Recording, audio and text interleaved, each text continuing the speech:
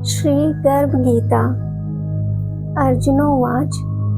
हे भगवन, कृपया आप मुझे बताएं कि जीव जब गर्भ में आता है तो वह किस गुण दोष के कारण या किस पूर्व कर्म के कारण आता है। हे मधुसूदन, प्राणी जन्म के पहले गर्भ का कष्ट भोगता है और जन्म लेते समय भी असहनीय कष्ट पाता है। इसके बाद वह संसार में रहकर रोग पीड़ा भोगता है। उसे बुढ़ापे में अनेक रोग घेर लेते हैं और उसकी मृत्यु हो जाती है। इसलिए हे भगवान, कृपया आप मुझे बताएं कि वे कौन से कर्म हैं जो प्राणी को जन्म मरण से रहित बनाते हैं, उसे जन्म और मृत्यु के बंधन से मुक्त कर देते हैं। श्री भगवान उवाच। हे अर्जुन, जन्म मृत्यु का बंधन उन प्राणियों की नियति है जो संसार में लिप्त रहते हैं। ऐसे प्राणी संसार में अनुरक्त रहते हैं, संसार के नश्वर पदार्थों से ही प्रेम करते हैं। वे सांसारिक वस्तुओं की कामना करते हैं। प्राणी संसार की माया और दौलत पाने की चेष्टा तो करता है, परंतु भगवान की भक्ति पर ध्यान नहीं देता। इसी के कारण वह बारंबार अनेक योनियों में जन्म लेता है और जरा मृत्यु का दुख उठाता है। अर्जुनोवाच। हे जनार्दन, सांसारिक मोह माया से मुक्ति तो बहुत कठिन है। मन 5 विकारों से काम, क्रोध, लोभ, मोह और अहंकार रूपी 5 विकारों से घिरा मदमस्त हाथी है। तृष्णा रूपी शक्ति इसे और प्रेरणा देती है। इन 5 विकारों में अहंकार सबसे प्रबल है, जो कि प्राणी को नरक में ले जाता है। हे ऋषिकेश, इस मदमस्त हाथी को कैसे वश में किया जाए? मन को भक्ति में लगाने के लिए क्या उपाय करना उचित है? श्री भगवान उवाच। हे धनंजय, जैसे मदमस्त हाथी को वश में करने के लिए अंकुश की आवश्यकता होती है, उसी प्रकार मन को वश में करने के लिए अभ्यास द्वारा ज्ञान रूपी अंकुश की आवश्यकता होती है। भक्ति और ज्ञान बराबर अभ्यास करते रहने पर ही प्राप्त होते हैं। अर्जुनोवाच। हे मधुसूदन, आपकी भक्ति के लिए कोई वनखंडों में जाकर रम जाते हैं और कोई वैरागी बनकर स्थान स्थान पर भ्रमण करते रहते हैं। हे भगवान, आखिर आपकी भक्ति कैसे मिल सकती है? श्री भगवान उवाच। हे अर्जुन, मेरी खोज में वन वन भटकते सन्यासी या जगह जगह पर जाने वाले वैरागी मुझे तब तक प्राप्त नहीं कर सकते जब तक उनके हृदय में मेरा निवास नहीं होता। तप और वैराग्य का अहंकार तो मेरी भक्ति पाने में सबसे ज्यादा बाधा डालता है। जटा धारण करने से या भस्म लगाकर वैरागी बन जाने से कोई भी प्राणी मेरी कृपा का पात्र नहीं बन जाता। अहंकारी को तो मेरा दर्शन सुलभ ही नहीं होता। मैं तो केवल शुद्ध हृदय वाले सतत अभ्यासी ऐसे जीव को मिलता हूँ जो काम, क्रोध, लोभ, मोह और अहंकार से परे है। अर्जुनोवाच। हे माधव, प्राणी इन 5 विकारों के कारण सांसारिक जीवन को नष्ट कर लेता है। हे मुरारी, वो कौन सा पाप है जिसके कारण किसी व्यक्ति की स्त्री असमय मर जाती है? किन पापों के फलस्वरूप अल्पायु में ही पुत्र मर जाता है? कौन से पाप के कारण व्यक्ति वीर्यहीन हो जाता है? श्री भगवान उवाच। किसी का लिया हुआ ऋण नहीं चुकाने वाला अपने पति को या पत्नी को खो देता है। उसी प्रकार किसी की धरोहर, किसी की अमानत को न लौटाने वाले का पुत्र अल्पायु में ही मर जाता है। किसी को सहयोग, सहायता का आश्वासन देकर भी समय आने पर सहयोग न करने वाला वीर्यहीन हो जाता है। ये सब भयंकर पाप हैं जो स्त्री या पुरुष एकाकी होकर भोगते हैं। अर्जुनोवाच। हे दयानिधे, किस पाप के फलस्वरूप प्राणी हमेशा रोगी बना रहता है और किस कुकर्म के फलस्वरूप वो बोझा ढोने वाला एक जघन्य पशु बन जाता है? श्री भगवान उवाच।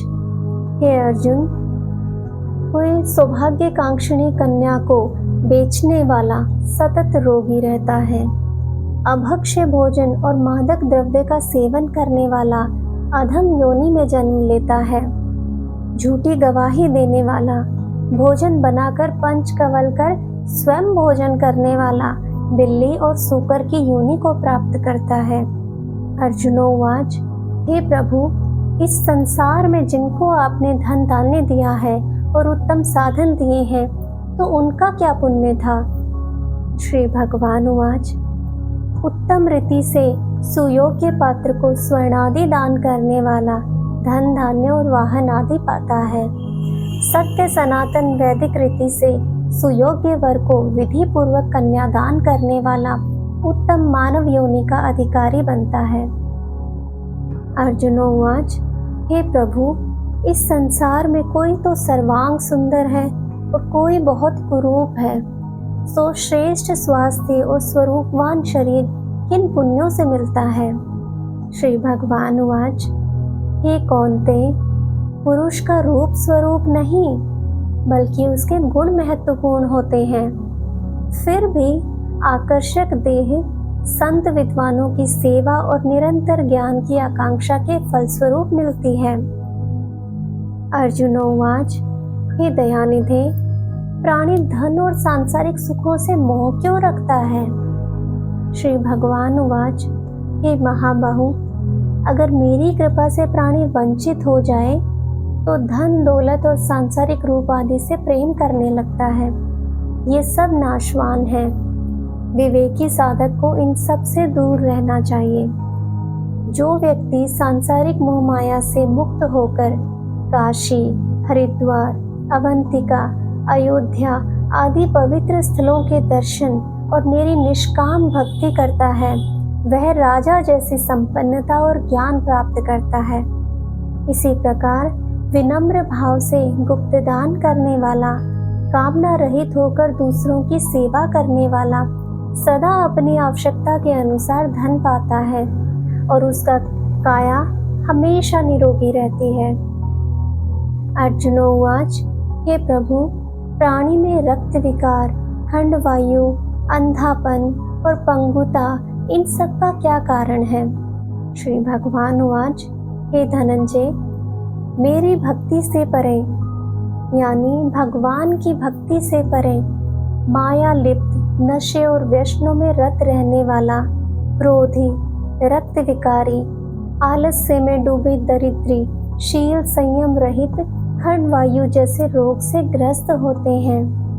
पतिव्रत धर्म का उल्लंघन करने वाले स्त्री और संयम रहित पति, इनमें पंगुता और अंधापन आता है। अर्जुनोवाच, हे जगत गुरु, अब आप मुझे गुरु दीक्षा के विषय में भी कुछ बताएं। श्री भगवान उवाच, हे कौन्ते, तुम धन्य हो और धन्य है तुम्हारी माता। तुम्हारा ये प्रश्न संसार के लिए कल्याणकारी है।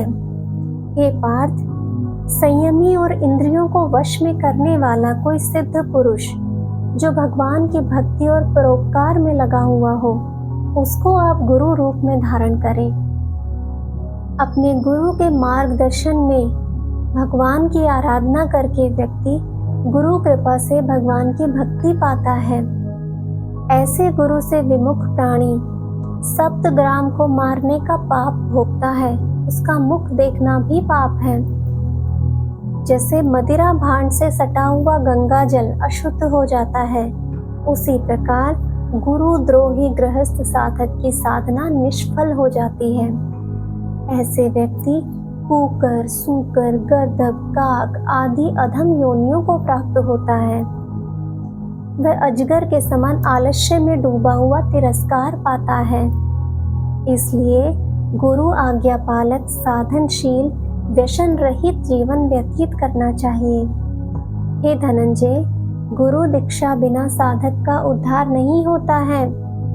भगवान की भक्ति की इच्छा रखने वाले को गुरु धारण करना उत्तम है। जैसे नदियों में गंगा, व्रतों में एकादशी और जीवों में मनुष्य तन श्रेष्ठ है, उसी प्रकार साधक की सिद्धियों में गुरु कृपा श्रेष्ठ है। गुरु सेवा का फल अश्वमेध यज्ञ से भी अधिक फलदायी है। तद्विधि प्रणिपातेन परिप्रश्नेन सेवया उपदेक्ष्यन्ति ते ज्ञानं ज्ञानिनस्तत्त्वदर्शिनः। इति श्रीगर्भगीता सम्पूर्णम्।